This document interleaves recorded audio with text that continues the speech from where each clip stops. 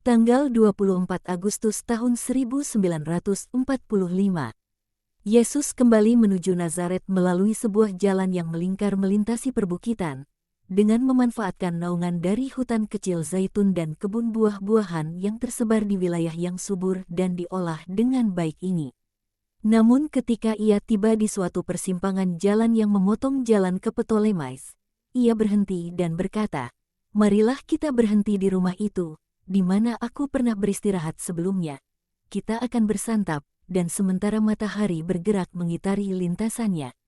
Marilah kita tinggal bersama sebelum kita berpisah lagi. Kita akan pergi menuju Tiberias, bundaku dan Maria akan pergi ke Nazaret, Yohanes dan Ermasteus ke Sicaminon." Dengan menyusuri sebuah hutan kecil zaitun mereka mengarahkan langkah kaki mereka menuju sebuah rumah petani yang besar namun rendah, yang berhias pohon ara seperti lazimnya, dan diperindah dengan rangkaian-rangkaian dedaunan yang menggantung dari sebatang pohon anggur yang merambat naik ke tangga luar dan membentangkan cabang-cabangnya ke atas teras. "Damai sertamu, aku sekali lagi di sini. Mari Guru, engkau selalu disambut. Semoga Allah menganugerahkan damai kepadamu dan kepada teman-temanmu," jawab seorang laki-laki setengah baya yang tengah menyeberangi halaman dengan membawa sepemeluk kayu bakar. Dia lalu berseru, "Sarah, Sarah, Guru di sini bersama murid-muridnya. Tambahkan lebih banyak tepung ke adonan rotimu." Seorang perempuan yang belepotan tepung keluar dari salah satu ruangan. Dia jelas tadinya sedang mengayak, sebab dia masih memegang di tangannya sebuah pengayak dengan kulit gandum di dalamnya. Dia berlutut di depan Yesus dengan tersenyum. "Damai sertamu, perempuan. Aku membawa bundaku padamu, seperti yang aku janjikan. Ini dia, dan ini saudari iparnya, ibunda Yakobus dan Yudas. Di mana Dina dan Filipus?" Perempuan itu, sesudah menyalami kedua Maria, menjawab, "Dina baru saja melahirkan bayi perempuannya yang ketiga kemarin. Kami sedikit kecewa, sebab kami masih belum diberi seorang cucu laki-laki. Tetapi kami bahagia juga, bukan begitu Matatias? Ya, sebab dia bayi yang cantik dan dia selalu adalah darah daging kami. Kami akan memperlihatkannya padamu." Filipus pergi untuk menjemput Ana dan Naomi dari orang tuanya yang sudah lanjut usia, tapi dia akan segera kembali. Perempuan itu kembali ke pemanggangannya sementara si laki-laki, sesudah meletakkan kayu bakar ke dalam oven, melayani para tamu dengan menawarkan tempat duduk dan susu segar, jika mereka mau, atau buah-buahan dan zaitun, jika mereka lebih suka itu. Ruangan di lantai dasar sejuk dan teduh, luas dengan dua buah pintu, yang satu di depan, yang lain di belakang. Pintu pertama dinaungi oleh sebatang pohon ara besar, pintu kedua dinaungi oleh sebuah pagar tanam-tanaman yang tinggi dengan bunga-bunga berbentuk bintang, yang bentuknya mirip bunga matahari, tetapi dengan helai-helai bunga yang lebih kecil. Demikianlah seberkas cahaya hijau emerald memasuki ruangan besar itu, yang sungguh merupakan suatu kelegaan bagi mata yang letih oleh cahaya terik matahari. Ada bangku-bangku dan meja-meja dalam ruangan, yang mungkin adalah ruangan di mana para perempuan memintal dan menenun dan para lelaki memperbaiki perkakas pertanian mereka atau menyimpan persediaan tepung dan buah-buahan, sebagaimana tampak dari beberapa tiang kecil dengan banyak cantelan dan papan-papan. Di samping lemari-lemari panjang sepanjang tembok, rami linen yang seperti benang rambut halus tampak bagai jalinan-jalinan longgar, tergantung di tembok yang dilabur putih, dan sehelai kain merah menyala yang dibentangkan di atas sebuah peralatan tenun yang tidak ditutupi tampak menyemarakan seluruh ruangan dengan warna terangnya yang mencolok. Nyonya rumah, yang sudah selesai memanggang, kembali dan menanyai para tamu apakah mereka ingin melihat bayi yang baru dilahirkan itu. Yesus menjawab, "Aku pasti akan memberkatinya." Maria, sebaliknya, berdiri dengan berkata, "Aku akan datang dan menyalami ibunya." Semua perempuan pergi keluar. "Sungguh sangat nyaman di sini," kata Bartolomes yang jelas sangat letih. "Ya, tenang dan teduh. Kita semua pasti akan tertidur," tegas Petrus yang sudah mengantuk. 3 hari lagi kita akan berada di rumah untuk jangka waktu yang lama. Kamu akan dapat beristirahat sebab kamu akan pergi menginjili di daerah sekitar, kata Yesus. Dan bagaimanakah dengan engkau? Aku akan tinggal di Kapernaum sebagian besar waktu, sesekali pergi ke Betsaida. Dan aku akan menginjili mereka yang mengabungkan diri denganku di sana. Lalu, pada bulan Tishri kita akan mulai menjelajahi negeri kembali. Sementara itu, aku akan mengajarmu di sore hari. Yesus terdiam sebab ia melihat bahwa tidur menjadikan perkataannya sia-sia. Ia menggelengkan kepalanya sembari tersenyum. Sementara menyaksikan kelompok yang dikuasai rasa letih itu tertidur dengan mengambil posisi yang paling nyaman. Ada keheningan bisu dalam rumah dan di negeri yang bermandikan sinar matahari. Suatu tempat yang memikat hati. Yesus menuju pintu yang dekat pagar tanam-tanaman bunga dan melalui cabang-cabangnya ia menatap pada perbukitan Galilea yang damai, yang diselimuti pepohonan zaitun yang masih abu-abu. Suara samar tapak kaki terdengar di atas kepalanya bersamaan dengan tangisan ragu seorang bayi yang baru dilahirkan. Yesus mendongak dan tersenyum pada bundanya yang turun dengan menggendong dalam buayannya sebuah buntalan kecil putih dari mana 3 bagian mungil kemerahan muncul, kepala yang mungil dan 2 kepalan tangan mungil yang aktif bergerak. Lihat, Yesus, sungguh bayi yang elok. Dia ada miripnya denganmu ketika engkau baru berusia sehari.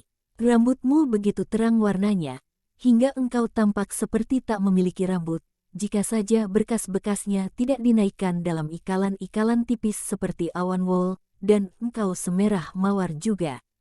Dan lihat, sekarang sesudah dia membuka mata mungilnya di sini di keteduhan dan dia mencari dada ibunya, matanya biru gelap, seperti matamu. Oh, sayang, tapi aku tidak punya susu. Kecilku sayang, mawar kecilku, merpati kecilku, dan Bunda Maria meninabobokan si bayi yang lalu berhenti menangis dan tertidur, dengan terkecap-kecap bak seekor merpati kecil. Bunda, apakah engkau melakukan itu juga padaku? Tanya Yesus sementara mengamati bundanya meninabobokan si bayi, dengan pipinya ditempelkan pada kepala mungil berambut terang itu. Ya, nak, tapi aku menyebutmu anak domba kecilku. Dia cantik, ya kan? Sangat cantik dan kuat. Ibunya boleh bangga padanya, tegas Yesus, yang juga membungkuk untuk mengamati tidurnya si kanak-kanak tak berdosa itu. Sayangnya tidak, suaminya marah sebab semua anaknya perempuan.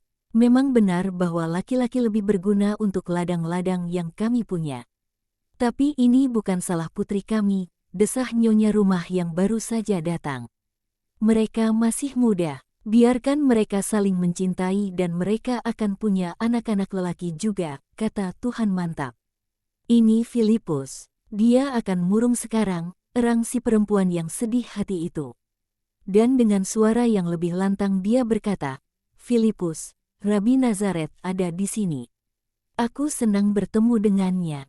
Damai sertamu, guru, dan sertamu, Filipus. Aku melihat bayimu yang cantik. Dan aku masih menatapnya, sebab dia sungguh patut dipuji. Allah memberkatimu dengan anak-anak yang cantik, sehat dan baik. Kau sepatutnya sangat bersyukur kepadanya. Tidakkah kau menjawab aku? Kau kelihatan kesal. Aku tadinya berharap anak laki-laki. Kau tak hendak mengatakan padaku bahwa kau tidak adil dengan mendakwa kanak-kanak tak berdosa ini sebab dia perempuan atau kau tidak akan berlaku keras terhadap istrimu. Tanya Yesus dengan keras. Aku ingin anak laki-laki, demi Tuhan dan demi diriku sendiri, seru Filipus geram. Dan apa kau pikir bahwa kau akan mendapatkannya melalui ketidakadilan dan pemberontakan? Apa kau mungkin sudah membaca pikiran Allah? Apa kau lebih tinggi darinya sehingga kau dapat berkata kepadanya, lakukan itu sebab itu adil? Murid perempuanku ini tidak punya anak. Misalnya, dan meski begitu dia berkata padaku, aku memberkati kemandulanku yang memberiku sayap untuk mengikutimu. Dan murid ini, ibu dari 4 putra, antusias agar keempatnya bukan lagi menjadi miliknya. Benar begitu, Maria dan Susana, apa kau mendengarnya? Sementara kau, meski baru menikah beberapa tahun dengan seorang perempuan yang subur, dan diberkati dengan 3 kuntum mawar yang mendamba kasih-Mu, kau marah. Kepada siapa? Kenapa? Kau tak hendak mengatakannya padaku? Baiklah, aku akan mengatakannya padamu sebab kau egois. Simpan perasaan burukmu itu. Bukalah tanganmu untuk kanak-kanak ini yang dilahirkan dari benihmu dan sayangilah dia. Ayo, gendong dia. Dan Yesus mengambil buntalan linen kecil dan menempatkannya dalam gendongan si ayah muda. Dia lalu kembali berkata, "Pergilah kepada istrimu, yang sekarang sedang menangis, dan katakan padanya bahwa kau mencintainya. Atau Allah sungguh tidak akan pernah memberimu seorang anak laki-laki. Aku mengatakannya padamu, pergilah." Laki-laki itu naik ke kamar istrinya. "Terima kasih, Guru," bisik ibu mertuanya.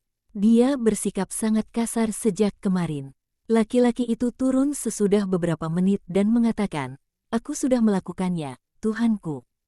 Dia berterima kasih kepadamu, dan dia menyuruhku untuk memintamu memberi nama bayi ini sebab dalam kegeramanku yang tidak adil aku sudah memutuskan sebuah nama yang terlalu jelek. Namai dia Maria." Dia sudah menghisap air mata kegetiran bersama tetes pertama susunya, yang juga getir sebab kekerasanmu, supaya dia dapat dipanggil Maria dan Maria akan mengasihinya. "Betul begitu, Bunda, tentu saja, kecil sayang yang malang. Dan dia begitu cantik, dan dia pasti akan menjadi seorang yang baik dan menjadi sebuah bintang kecil dari surga." Mereka kembali masuk ke ruangan besar di mana para rasul tertidur pulas, terkecuali Yudas, yang kelihatan tegang dan gelisah. "Kau membutuhkanku, Yudas?" tanya Yesus. "Tidak, Guru, tapi aku tidak bisa tidur dan aku ingin pergi keluar sebentar." "Siapa yang menahanmu?" "Aku juga hendak pergi keluar. Aku akan naik ke bukit kecil itu. Sepenuhnya teduh. Aku akan beristirahat dengan berdoa. Apa kau mau ikut denganku?" "Tidak, Guru, aku akan mengganggumu sebab aku tidak dalam kondisi yang baik untuk berdoa. Mungkin aku kurang enak badan dan itu tidak mengenakanku. Jadi, tinggallah di sini. Aku tidak memaksa siapapun. Selamat tinggal, para perempuan. Bunda, jika Yohanes Endor bangun, suruhlah dia datang padaku, sendirian saja." "Ya, Nak, damai sertamu." Yesus pergi keluar. Maria dan Susana membungkuk untuk mengamati kain di atas peralatan tenun. Maria duduk dengan kedua tangannya di atas pangkuan, sedikit membungkuk. Mungkin ia sedang berdoa juga. Maria Alfeus segera bosan mengamati tenunan. Dia duduk di pojok yang paling gelap dan segera tertidur. Susana berpikir bahwa itu adalah ide yang baik dan mengikutinya. Hanya Maria dan Yudas yang terjaga. Yang pertama tenggelam dalam pikirannya, yang terakhir mengamatinya dengan tatapan yang terbuka lebar, yang tiada pernah beralih darinya. Pada akhirnya dia bangkit dan menghampirinya perlahan dan tanpa suara. Kendati dia seorang pemuda yang sungguh teramat tampan, dia memberiku kesan akan seekor kucing atau ular yang tengah menghampiri mangsanya. "Aku tidak tahu mengapa,